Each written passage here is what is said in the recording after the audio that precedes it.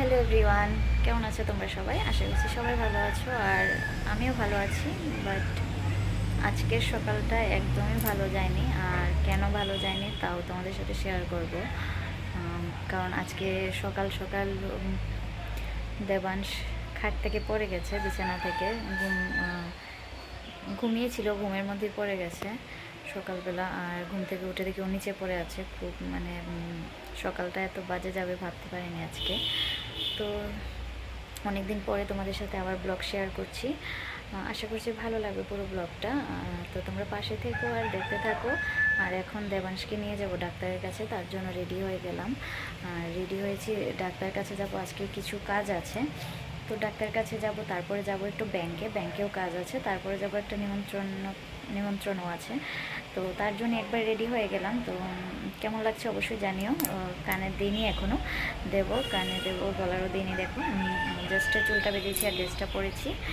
তো সাথে থেকো, পাশে থেকো আর দেখতে থাকো আজকের পুরো ব্লগটা। কেমন লাগছে অবশ্যই কমেন্ট করে জানিও। আর যারা এখনও সাবস্ক্রাইব করোনি প্লিজ সাবস্ক্রাইব করে পাশে থেকো।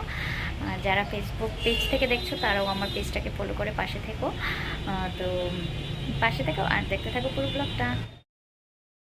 তো এই দেখো দেবাংশের পাপার সাথে কি করছে।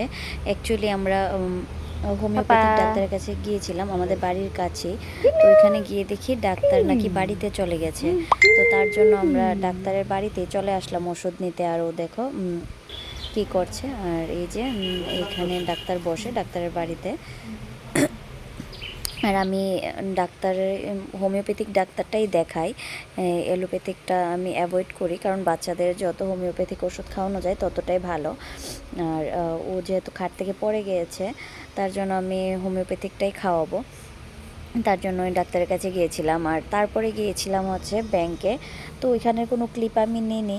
অ্যাকচুয়ালি মাহির একটা ব্যাংকের বই করার ছিল, তো ওটা ব্যাংকে গিয়ে আর ক্লিপ নেওয়া হয়নি।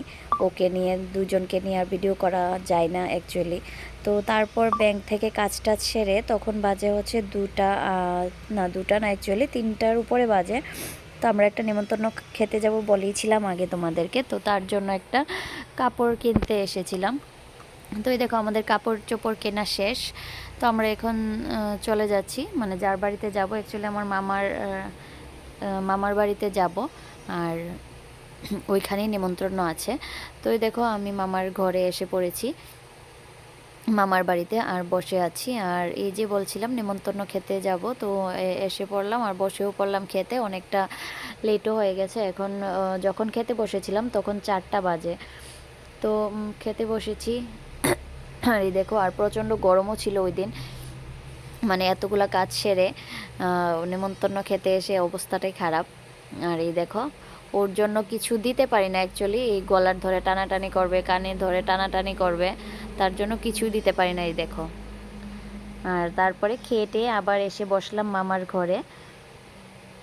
আর এখন একটু পরেই চলে যাব বাড়িতে, এখন সন্ধ্যা হয়ে গেছে। আর এই দেখো ওর ছোট ঠাম্মির সাথে কিভাবে খেলা করছে। আর পুতুলটাকে দেখো, ও যাকে পায় তাকেই মারবে, চুলে ধরে।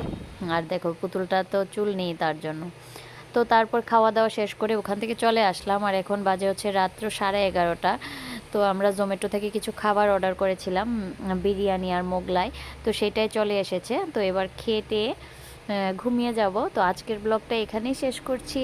আশা করছি ব্লগটা আমার ভালো লেগেছে তোমাদের কাছে। আর ভালো লাগলে অবশ্যই কমেন্ট করে জানিও। আর অনেক দিন পরে ব্লগ দিয়েছি, কারণ একটু অসুবিধা বলতে আমার এক্সাম আছে, তার জন্য ব্লগ দিতে পারছি না। তো তোমরা সাথে থেকেও ভুলে যেও না কেউ। আর আমিও তোমাদেরকেও টাইম দিতে পারছি না, যেহেতু আমার এক্সাম আছে, আমি নিজেও ভিডিও করতে পারছি না। তো সবাইকে আমি ভালোবাসা দেব, প্লিজ তোমরা আমার পাশে থেকো আর এভাবেই আমাকে সাপোর্ট করে যেও। আর আমিও তোমাদেরকে সাপোর্ট করব 100 বার। তো দেখা হবে আরেকটা নতুন ব্লগে। তো আজকের জন্য এতটুকুই, টাটা সবাই।